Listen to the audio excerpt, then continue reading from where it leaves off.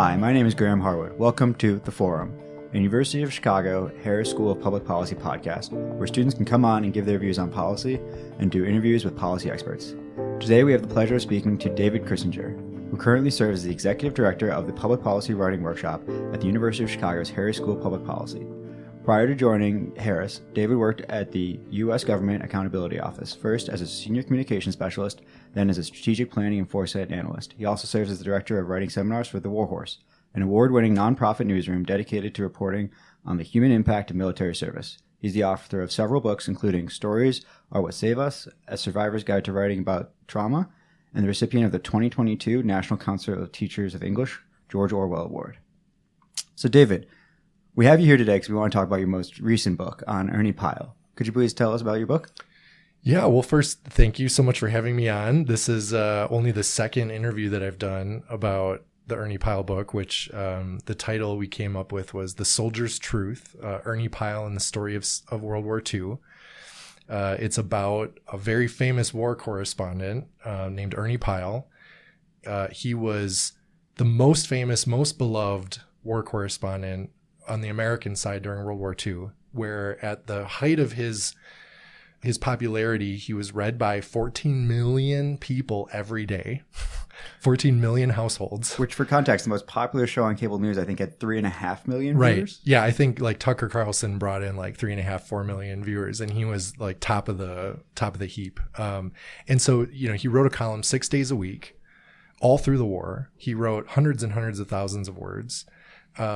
And he's the most unlikely person that you would imagine fitting into that role, right? There's this kind of swashbuckling persona, that we have of war correspondents, where these are unattached and they're on an adventure and they're dodging bullets and then, writing it up in some smoky hotel room, right? Like we have this very romantic vision of it. And Ernie Pyle was basically 5'0", 100 and nothing, the son of a tenant farmer from Indiana. He went to Indiana University. He studied economics, but wanted to be a journalist. He got a job as a reporter at a little paper in LaPorte, Indiana. And he dropped out because he said, I went to college to get a job and now I have a job, so why should I go to college? I feel that. And then right after that, he moved to Washington, D.C., and he became a reporter. He was the first reporter that had a column about the aviation industry in the 1920s, which was, brand new. And he was friends with Amelia Earhart, and he rose through the ranks at his newspaper, eventually became the managing editor. And then he just was like, I don't want to do this anymore. I'm not an editor. I want to be on the road. I want to be talking to people. I want to, he wanted to be a roving correspondent. So his bosses gave him permission to basically go wherever he wanted, write whatever he wanted, but he had to do this 6 days a week. And he crisscrossed the country like 30 sometimes. He visited every state.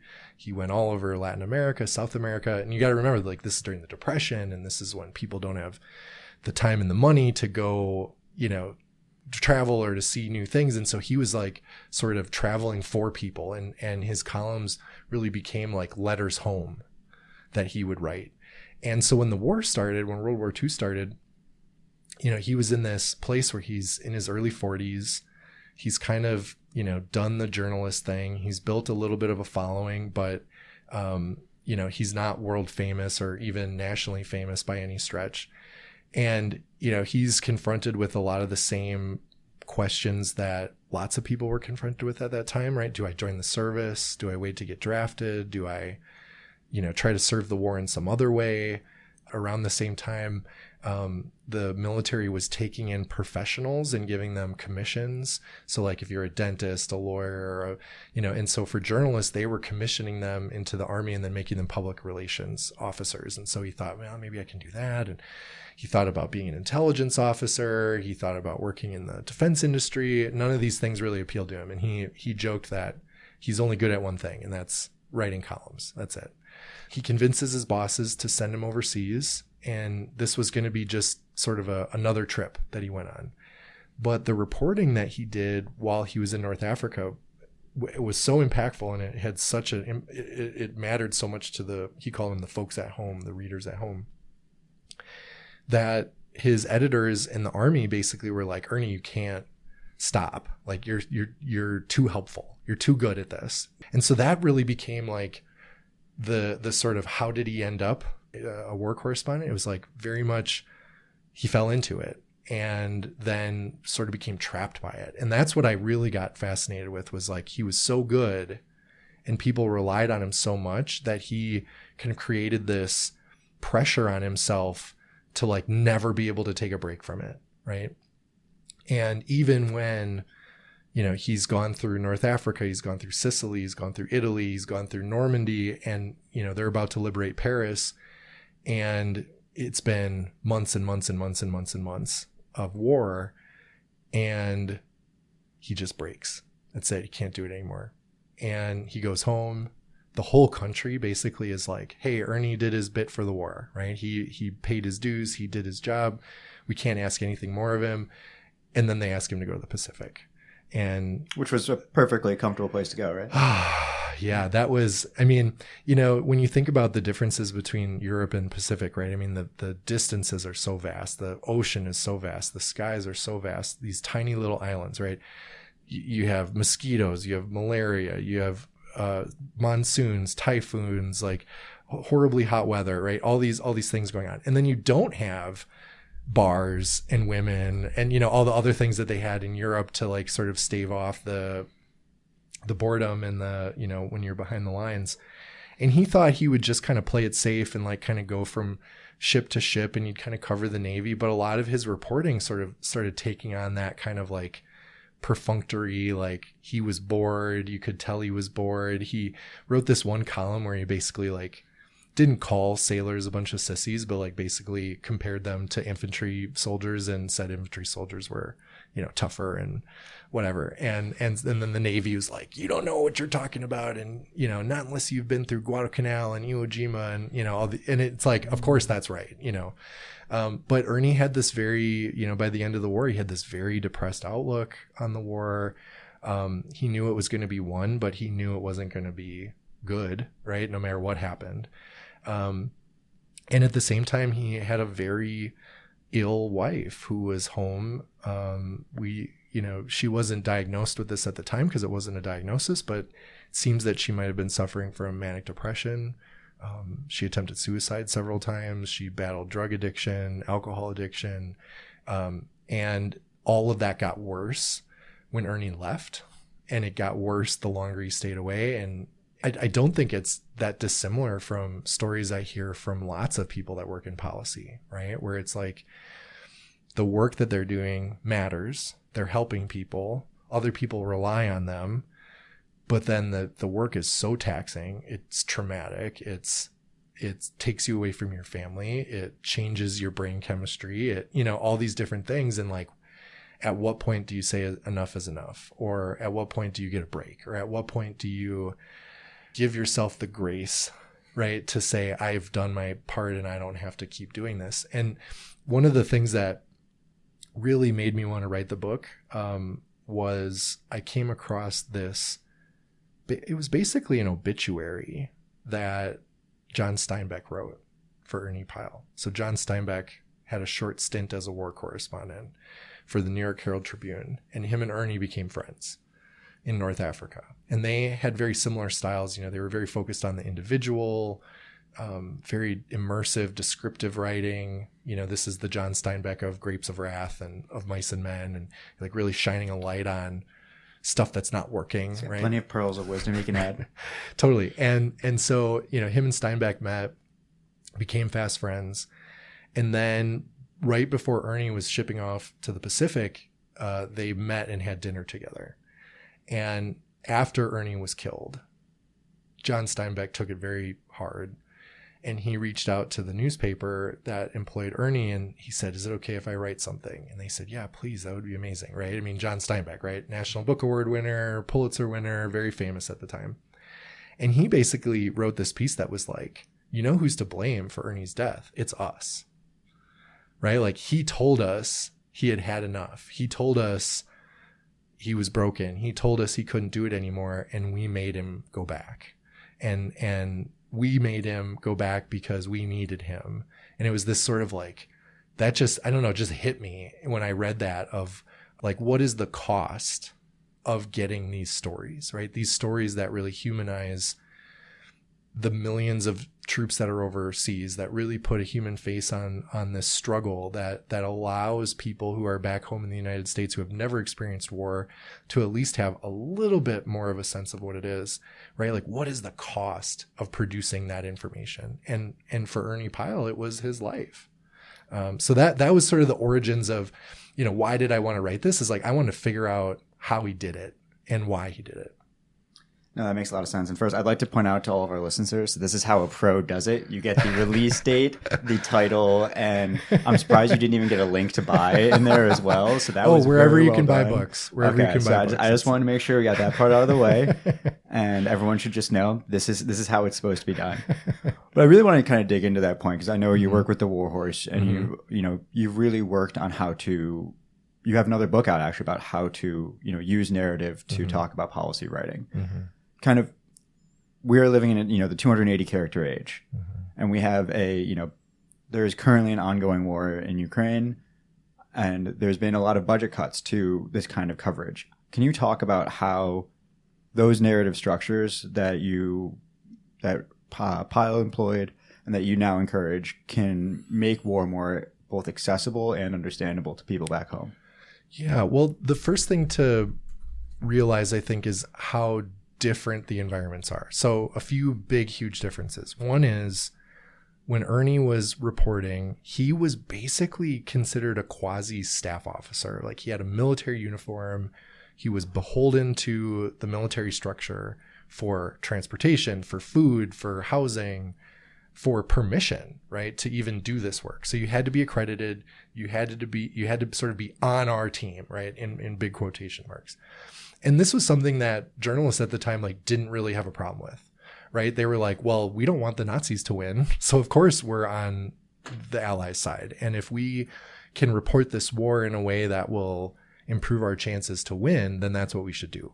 And so there's this, after the war, there's this big kind of reevaluation of the reporting, and there's no reporting on American atrocities, right? There's no reporting on systemic failures on the battlefield. There's no reporting on race relations between black and white soldiers, right? Like, all these things that the military was afraid, if the American people knew about this, that it would negatively affect morale, that it would aid our enemies, that it would, make it harder for the soldiers to do their jobs.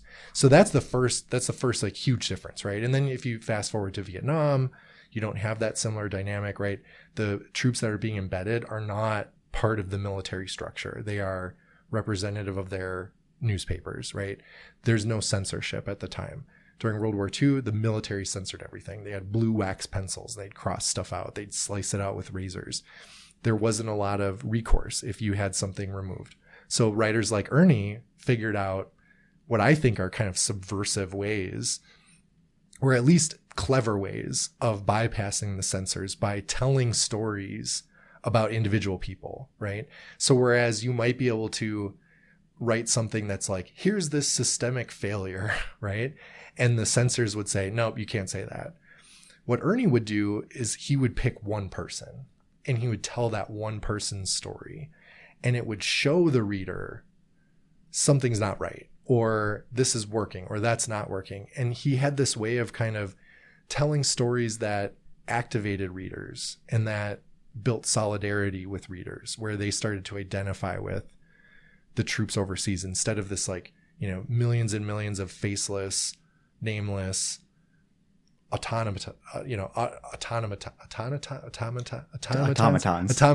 right? Of no, these were the kids that grew up down the street, right? This was the guy that used to fix your car. This was the, he wanted to make sure that when the newspaper reported that so many hundreds of people were killed or so many thousands were captured or whatever, that didn't get lost, that it would say, oh, this many hundreds of people died trying to take this village. Well, here's this story of this one guy who died trying to take that village.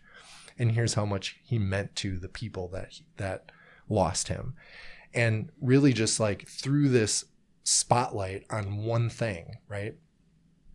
He finds the universal in that specific, and then the specific becomes the universal, right? And that's to me, that was just such a brilliant way of navigating censorship without being like upset about it, right? He's like, oh, you won't let me tell a story that way? Well, I'm going to tell it this way instead, right? Then you fast forward to Vietnam. Reporters are not staff officers. They are not censored. And, you know, you can see this in kind of the early reporting from the war. There are lots of war correspondents who are of that kind of Ernie Pyle school, right? Where, you know, they're reporting on the individual soldiers. They're reporting from the front lines. They're reporting about what people are eating, where they're sleeping, what the weather is like. All that stuff that Ernie did becomes sort of like, well, of course you're going to do that, right? You can't tell the story of a war without understanding the conditions on the ground. I mean, I guess Vietnam just is fundamentally different than World War II in that it's, I think, a lot more straightforward where we are and what we're fighting. I mean, the question I guess I would ask is we are in the year of the 50th anniversary of the All-Volunteer Force. Mm-hmm. And, you know, we are facing a war that less than 7% of American families have any connection to the U.S. military. Right. Like, how do you view, you know, does Ernie Pyle make as much sense in the half century of the All-Volunteer Force? I think he does and he doesn't. And what I mean by that is it's sort of like the doctor who figured out that if you don't wash your hands before you deliver a baby, that you might increase the the rate of death for the mother and the baby. And all of a sudden he started washing his hands and like mothers didn't die anymore. And he's like, hey, maybe there's something here. Right. But at the same time, he was laughed out of every medical conference he went to until it was just like the accepted thing. And now, right, imagining a doctor not washing their hands is like is unfathomable, right? It was similar for Ernie, where it was like nobody did the reporting that he did. Nobody did I'm going to spend 3 weeks with this unit and I'm not going to take notes and I'm not going to even pretend I'm a writer. I'm just going to be with them. I'm just going to watch them. I'm going to observe. You know, he was doing basically contextual inquiry.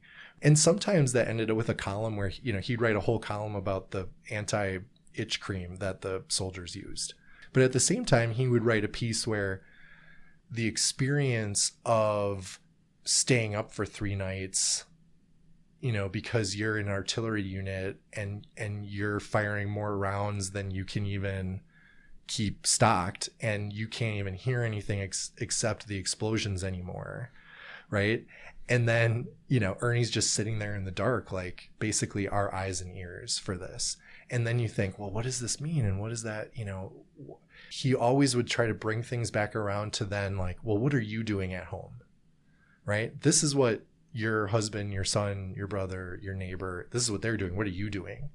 And it had that kind of ability to like make the reader want to feel invested and want to be part of the war effort. So it wasn't, you know, if you ration your gas, you're just doing a good thing. It was like, if you ration your gas, you're saving the life of this soldier who now has the gas that they need to drive the tank to kill the Nazis or whatever, right? So he made the reader part of the equation. And that's something I think is lacking lots of times from reporting, especially about war, where we tell this very descriptive story of here's what it's like, here's what it looks like, here's what it sounds like, which is exactly what Ernie would do.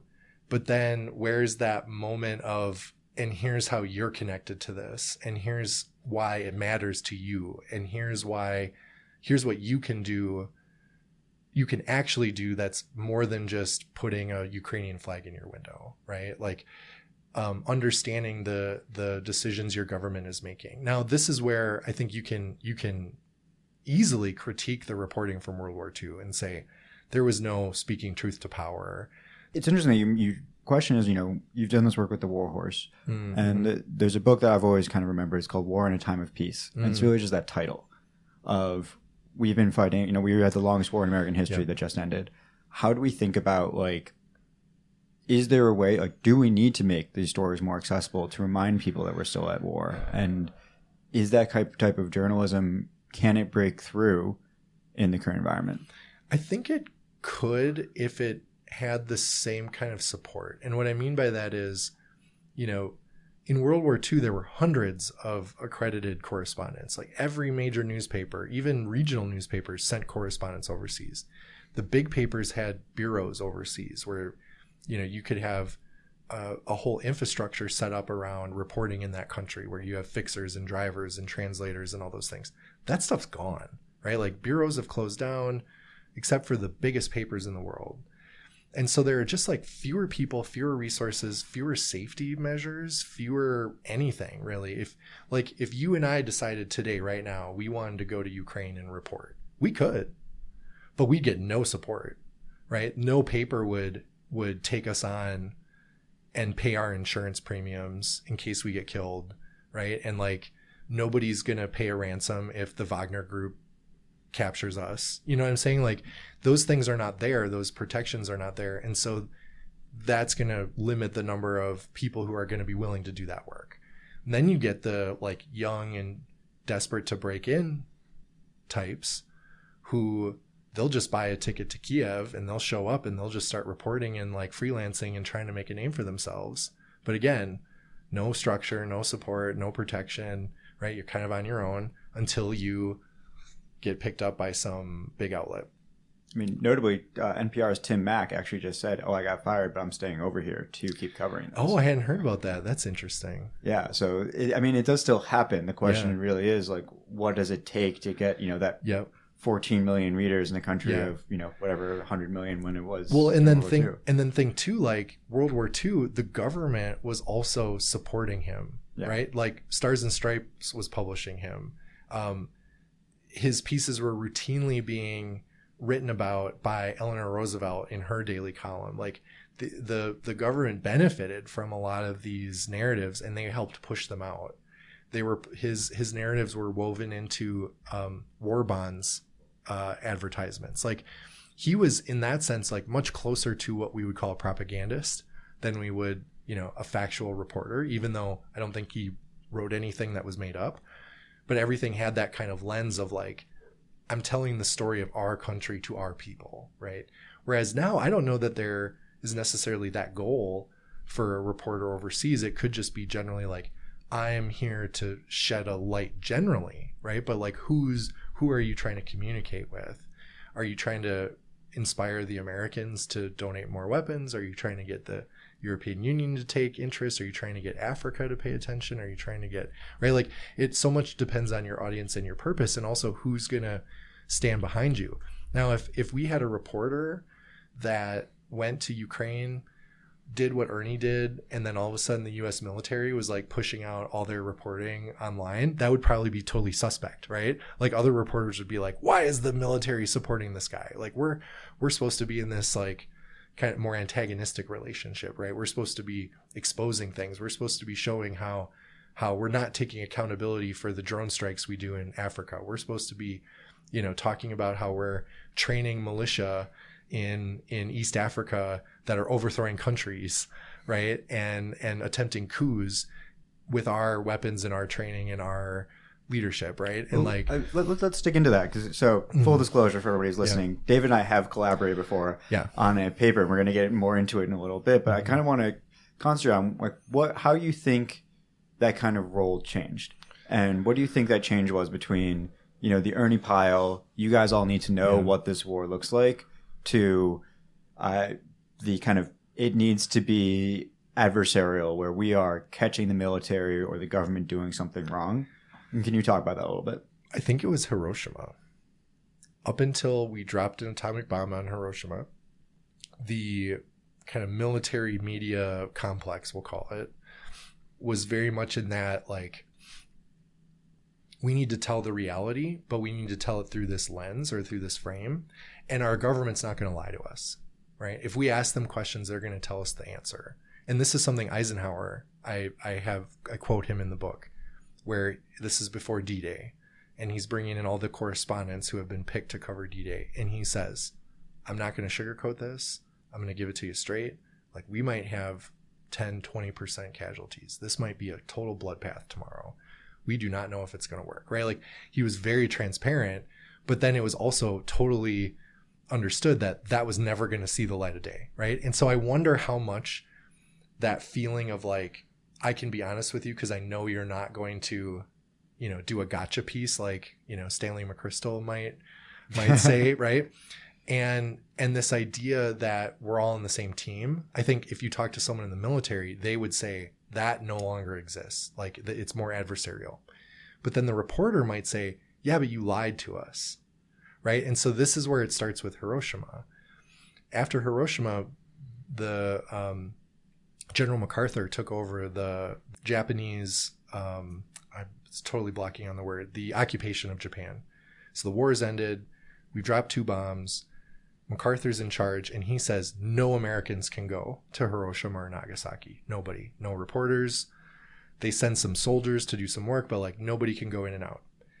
So John Hersey, who's another amazing, incredible World War II correspondent, he made friends with General MacArthur, generally, through his reporting that he did during the Battle of Guadalcanal. And he wrote a book about Guadalcanal where he's very laudatory of MacArthur.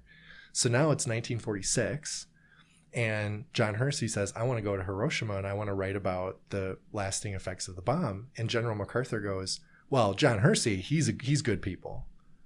So yeah, that's definitely, it's a different thing to talk about a battle and then talk about the new big weapon. Totally. And so they give John Hersey permission. He goes into Hiroshima. He gets the on-the-ground perspective, and he realizes that it's way worse than anything the American government is willing to admit or willing to say publicly. And he starts trying to figure out how he can tell this story in a way that won't be shot down by the censors, which was still a thing then. And he basically profiles these 6 people who survived the bombing. And the beginning of the story basically is like, the bomb went off. And it's this absolutely incredible piece. I mean, it's sold millions and millions of copies. It's had a tremendous impact on nuclear policy, all these things. But what I found really fascinating about it was John Hersey hated to talk about this piece, even up until like the 70s and 80s. He just wouldn't answer questions about it. And I found that when he wrote the piece for the New Yorker, they had to get it censored. And the general who was in charge of censoring it read the piece, and he approved of almost all the things that they thought were going to get cut out. And the reason was because they saw that piece as useful propaganda in this way. Soviet Union. The Soviet Union. Yep. Exactly. So it showed this is what happens when we drop an atomic bomb. So you better watch out. And it also served as a way to scare American readers by essentially saying, hey, did you read the John Hersey piece? That could happen in Cleveland, right? That could happen here unless we do X, Y, Z. So he felt like his piece really got co-opted by the military industrial complex to justify nuclear proliferation, right? And so then you get into Korea, Vietnam. Suddenly it's like this don't look up moment, right? Of like, wait, they're not telling us the truth. Some things that Ernie wrote would have looked very badly in retrospect had we lost the war. Yeah. Right. So a lot of the pieces where it's like, don't worry, folks. Yeah, we got our asses kicked, but don't worry, we're on the road to victory.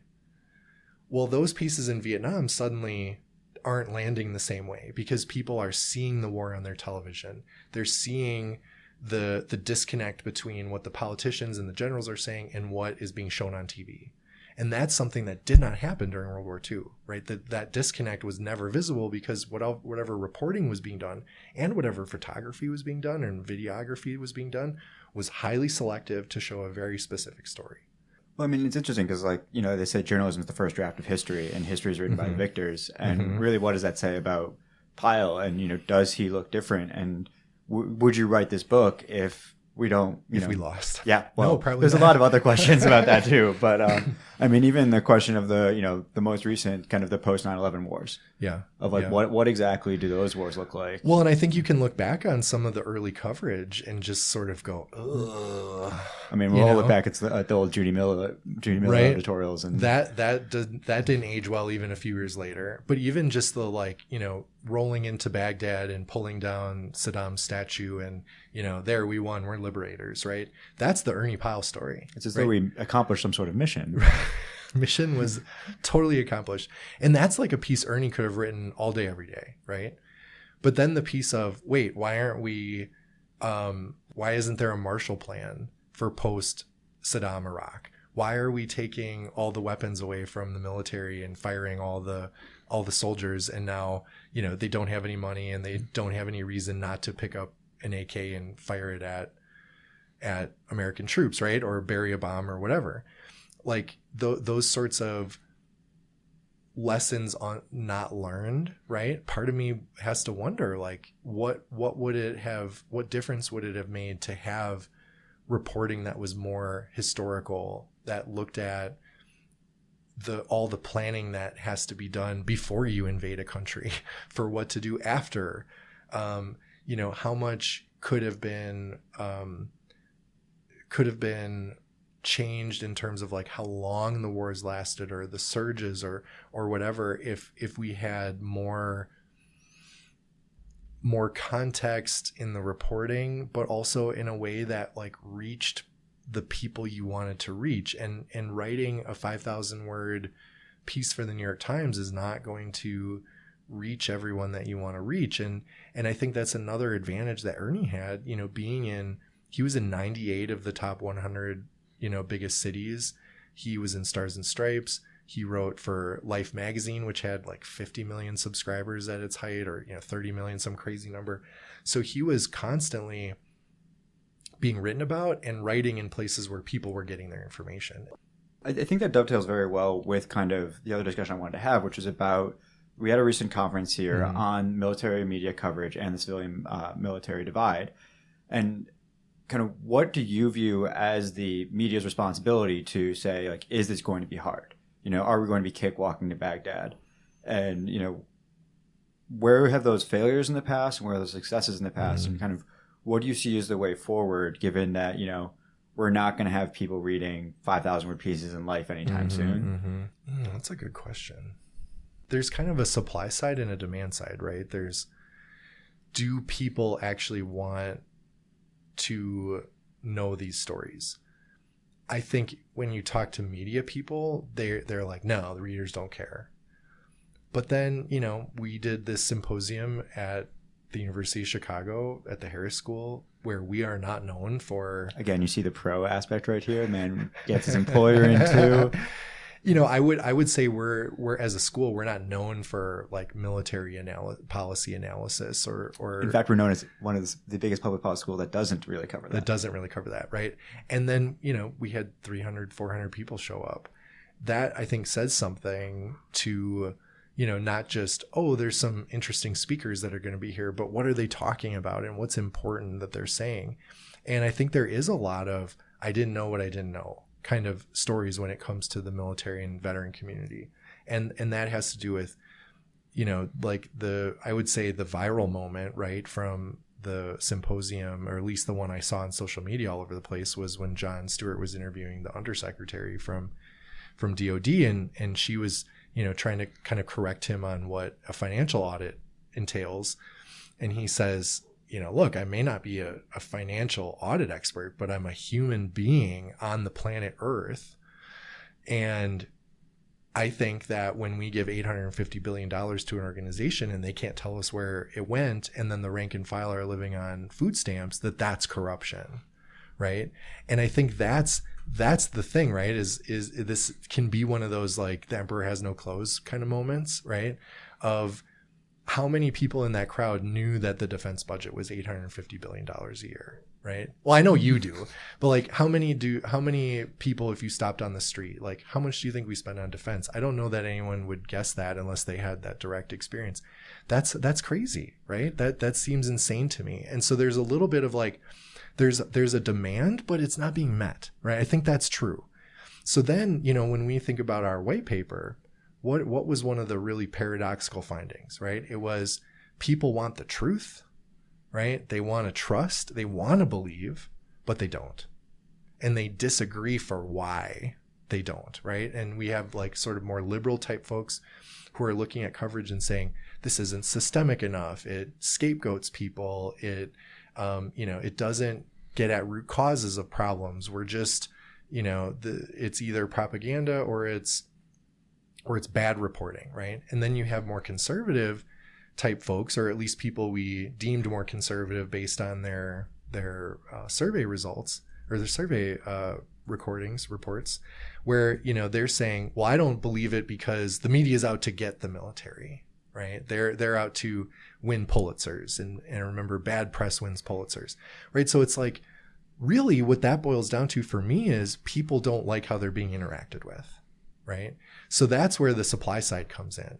If it's, you know, you have to take your medicine and we're going to give it to you, I don't think that's going to work anymore, right? But if our goal as storytellers or as journalists or as policy communicators is to raise a sense of urgency, right? We know how to do that. If it's to reframe something, that is super powerful, right? So that's what John was doing with that statement, right? We give you $850 billion and your rank and file are on food stamps. That's a reframing of what are we spending our money on, and what do we have to show for it, right? And putting the human face on this big, huge blob that is DOD. I think there's room for that kind of storytelling, and I think people are hungry for that, right? Where it's a narrative that weaves back and forth between the systemic, the structural, the root causes, and back into the individual lived experience, the specific, and that kind of zooming in and out gives you the best of those worlds. It gives you context, and also gives you something memorable and something kind of emotional to hang on to. What is the answer to making sure there's sufficient both impetus on the supply and demand side that can meet that, you know, meet the moment to kind of, that to me is the core of the civilian military divide. To both get this is what war looks like, but also this is what your tax dollars are doing. Right. Yeah. And making it clear. I mean, that's part of this, the solidarity goal, right? Is to kind of expand the size of the tribe that the reader will identify with. And that's, I think, one consequence of the kind of reporting that we see quite a bit, where it is this kind of, you know, soldiers coming home to their dogs kind of coverage. Yeah. I joke about, where it's a feel good, it's a human interest, and there's definitely a place for that. But that becomes like the stand-in for the balance between, you know, the secret wait list that people are dying on at VA, and like, your dog's really excited that you came home from Afghanistan, right? And I think when you see both of those, it's like, how do you even connect those being, you know, from the same source, right? Or the same war, right? And I think part of it is recognizing when media is entertainment and when it's not, right? And knowing that like something that's designed to be entertainment is never probably going to hold anything to account, but also holding things accountable could you know, in order to hold things accountable, you could benefit a little bit from entertainment, right? This is like the John Oliver school or the Jon Stewart school, or the Stephen Colbert school, where they use humor or satire or mimicry or whatever as a tool to expose something or to raise a sense of urgency or to build solidarity. And as a policy analyst, right, we're not going to probably write a memo where we make a joke about Netflix, you know, to convince someone that net neutrality is really important. You did cut all of my jokes out of the white paper, and that hurt my feelings deeply. I'm not going to lie. Right. But that could make a great editorial, right? Or a great, you know, TikTok video or something, right? Isn't there like a whole corner of TikTok that's like policy proposals someone was telling me about? If there's a policy TikTok, then that might be the reason I go on it before it gets banned. But just to give a little bit of levity and speaking on that kind of tone, and I don't want this to be an entirely down interview, could you talk a little bit? I know there's a great story about how both you started writing this book and your process for, you know, getting to a publisher and getting to an editor. Yeah. And then we're going to move to the lightning round. So get ready. Okay. Oh, cool. I love lightning round. Okay. So this book project really, if I go all the way back, it really started in May 2016. And I went to Okinawa, which is where my grandfather fought during World War II. And I hired a battlefield historian that lived there I had all the unit records from my grandpa's unit. We retraced his unit steps through the battle. I went to all the places. I went to all the memorials. And one of the most impressive monuments that I've ever seen in my whole life is the Cornerstone Peace Memorial in Okinawa. And Okinawa, after the war, dedicated itself to peace. And one of the ways that the people did this was they created a memorial that is very reminiscent of the Vietnam Memorial in DC. It's black granite, but it looks like waves of black granite. And on these granite stones are the names of about 250,000 people who were killed during the battle.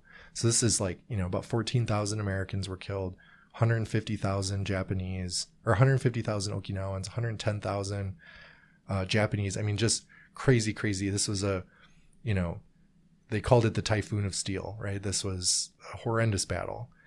And all of the names of every person who was killed are on that wall, whether they were civilian, aggressor, allies, Axis, doesn't matter. They're all presented in a very similar way. And to me, that's like the memorial that best says, like, this is what it cost, right? Just these waves and waves of black granite.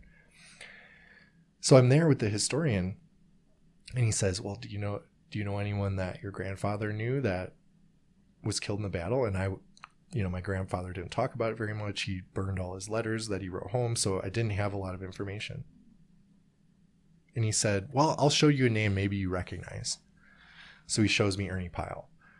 And I say, I remember Gomer Pyle. That was a TV show when I was a kid. The reruns were on Nick at Night. No, that's not Ernie Pyle. He's a war correspondent. He was killed during this battle. He's real famous. You should look him up. So that was my introduction to Ernie Pyle. Then I get involved with the War Horse. In 2017, I started teaching writing seminars for them.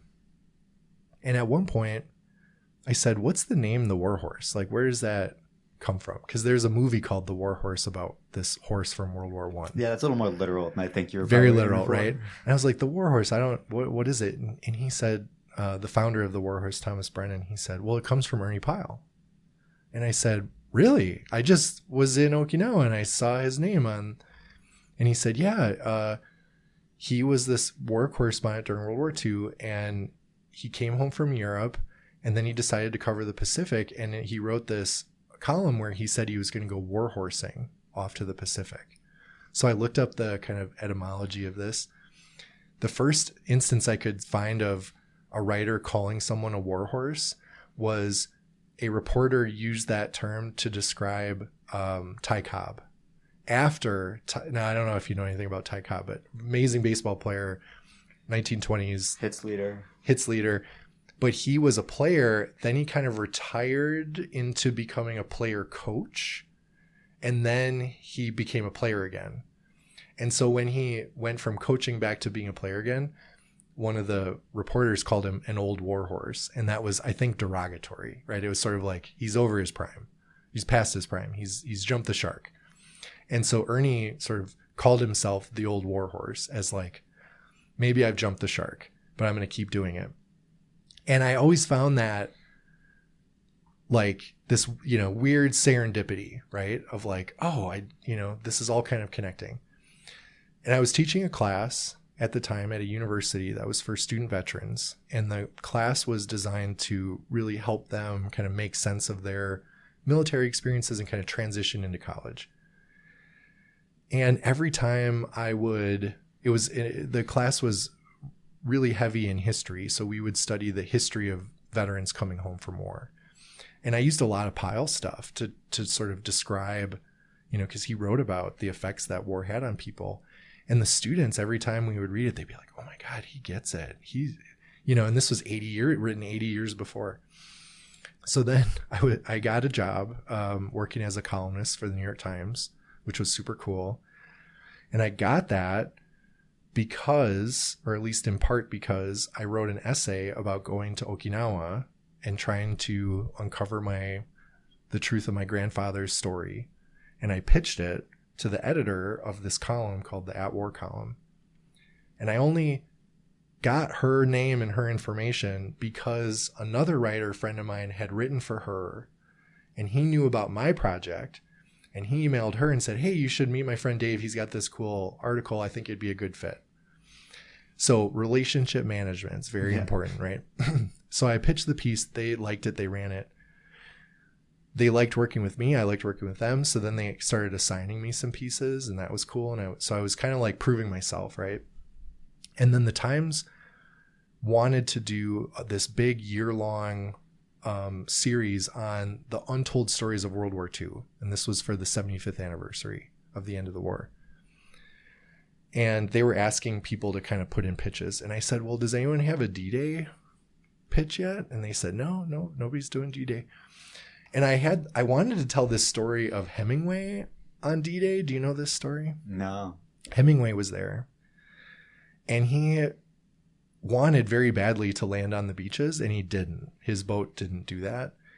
But he wrote all these dispatches that really kind of pumped himself up, in a very Hemingway way, of like, how he was there. Well, his wife at the time, Martha Gellhorn, was also a war correspondent for Collier's, and Hemingway asked Collier's to give him their accreditation and take it away from his wife, Martha Gellhorn. Very Hemingway move, right? And Martha... I feel like you already foreshadowed that by saying wife at the time. His wife at the time, yep. What do you have, 4, I think? Anyway, I think this was his second or third. So Martha snuck onto a Navy ship, or a hospital ship, and she actually landed on the beaches at D-Day pretending to be a nurse. And so she got on the beaches while Hemingway was floating out in the channel. So I thought that was a really interesting story. I pitched that to the editor, and she was like, I did a little Google search, and someone wrote that piece like 5 years ago for this other outlet. And I was like, dang it. And then I said, well, I still want to do D-Day. Can I pitch you something about Ernie Pyle? And she says, Ernie Pyle, I read about him in journalism school. Like, yeah, let's see what you got. So Ernie did this really incredible reporting from D-Day, and I wanted to write this piece of kind of like, how did he do it? The piece came out on June 5th, 2019, and the title was something like The Man Who Told the Truth About D-Day. And I think that there was something very specific about truth being in the title that like gave it some resonance at that time. And I later found out that that article had 1 million unique visitors or 1 million views in the first few hours that it was on. And it like just broke all the records that they had for the column. And then the paper decided to run it later that week in the actual newspaper in the center opening. And it like ran across the top. And I mean, it was so cool. A couple days later, I'm here at the Harris School. I'm right on the other side of the building. And I get an email from an editor at Penguin Random House, Penguin Press. A division of Penguin Random House, and it's an editor, and he says, hey, I read your Ernie Pyle piece, and I went back and I read a bunch of the other stuff that you wrote, and I just want you to know, if you ever want to write a book about Ernie Pyle, let me know, because I would love to read a proposal. So this never happens, right? This is like this is the last star that kind of had to align, right? So I call my agent, and he's on vacation. But he calls me back and he says, okay, work on a proposal. I'll be back in a week, and then we'll figure it out. So, a couple weeks later, we've got a proposal together, and I'm ready to kind of send it off. And I have a conversation with the editor again. And he says, just kind of give me a preview. Like, how would you handle this? Like, what would your approach be? What angle would you take? And I said, to be honest, I really want to write this the way Tony Horwitz would write it. Now, Tony Horwitz was a writer. He wrote Confederates in the Attic. He wrote a book called Spying on the South. He wrote a book called Blue Latitudes. He wrote several books that all kind of follow this same pattern, where he takes a historical event, whether it's the Civil War, the Mayflower landing in the New World, Captain Cook discovering Hawaii, like whatever it is, and he tries to recreate it or retrace it in contemporary times and sort of tell the history of the past with the contemporary story. And I said, I want to do that. I want to write Confederates in the Attic, but for Ernie Pyle. And there's this long pause. It was like way too long of a pause. And I'm thinking, oh God, I just like totally pitched this wrong. And he is now regretting emailing me. And right, I'm doing all that in my head. And he goes, well, you know, I was Tony's editor. And I, dear listener, I swear I did not know this. But I think typically this is not the first time David has told me the story, and I promise he looks very sincere right now. This is an audio medium, but I promise as much as someone can look like they're telling the truth in this moment, he is. And I was more shocked because I felt kind of dumb that I didn't know this. Like I didn't obviously put it together. And the other thing that's kind of crazy was Tony Horwitz had just died. Like he had an aneurysm and just died. And I mean, it was like totally unexpected. And so it was like, I was going to sort of pick up the mantle of this like amazing writer that this editor had worked with. So no pressure. So, and he's like, you know what, if you want to do the Tony Horwitz treatment, I'm here for it. Like, let's do it. I think I'm the right person to help you with this book. So from like, you know, pitching, or I mean, having the piece published in the New York Times to getting a book deal, it was like a month. Awesome. Well, now to the lightning round. Okay. So if you could pass one bill, rule, constitutional amendment to make the U.S. government work better, what would it be? Oh, geez. Oh, that's a good one. And don't forget, we're in lightning round here, man. Okay. I think you got to get money out of politics. That's the first thing that Citizens United something. You are actually not the first person who I've interviewed who has said almost exactly that. Okay. The other people were on effective government, so you've got good company. Okay. Okay. What are you currently reading? Oh, I'm reading Evicted, which is a book about the eviction crisis in Milwaukee. It's incredible, Pulitzer winning book. I don't know why it took me so long to read it. I always have a few books. I'm also reading a book with my son. He's 12 and he's really into tennis. And this is John McPhee's book about Arthur Ashe and Carl. I think it's Greenbrier. I can't remember the other. Anyway, it's this very famous match that takes place, and it tells the backstory of these two tennis players. And so I've been reading that. And my middle son likes me to read a book we found at a garage sale. It was like 1965, I think it was printed, and it's The Greatest World Series Stories Ever or something is the title. And so a couple nights ago for bedtime, I read about a perfect game, the one and only perfect game that's been thrown in the World Series. Don Larson would be okay. And he was like the least likely person to do this. And that, again, I think I'm drawn to those kind of stories. Absolutely. And then you recommended to me Ghost Fleet, which is a very intense, it has a very intense beginning, and it's about what a war with China might look like. And it takes place in 2026, I think, or 2020. Yeah, it's definitely near future. Yeah, very near future, and was actually written by a gentleman that I got to meet as part of the advisory council for GAO, because he was a strategic foresight guy. Peter Singer, I think is. Yep. And we brought him in because of his ability to really sort of forecast the future and tell stories that really move the needle by imagining what could go wrong or what could go right. Cool. And then favorite app on your phone right now?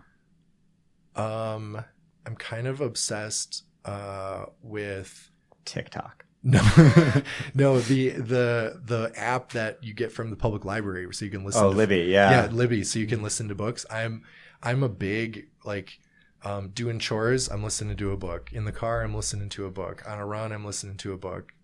Doing yard work. I'm listening to a book. And so I'd say, if I had like a usage chart, that one gets a lot of usage. Yeah, I actually wish that there was this is how much you listen to books and or podcasts at the end of the year. Like that is what my Spotify rap needs to be, or whatever else. Well, thank you very much, David. And David's book, A Soldier's Truth, comes out May 30th. May 30th. Wherever books are sold. So we hope you can read it and check it out. And thank you very much for your time, David. Oh, thank you for having me. This is great.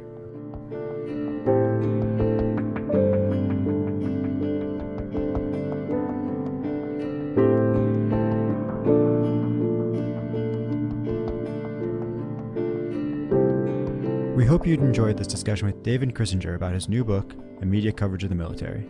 The Forum is a podcast of the UC3P, University of Chicago Harris School of Public Policy Podcast Network. The Forum is produced by Cole Von Gaughan, Ibrahim Rashid, and Eric Geber. This episode was edited by Hannah Burdick. If you'd like to learn more or connect with us, please see the relevant details in our show notes. Until we meet again, I hope you will keep being curious out loud. Thank you.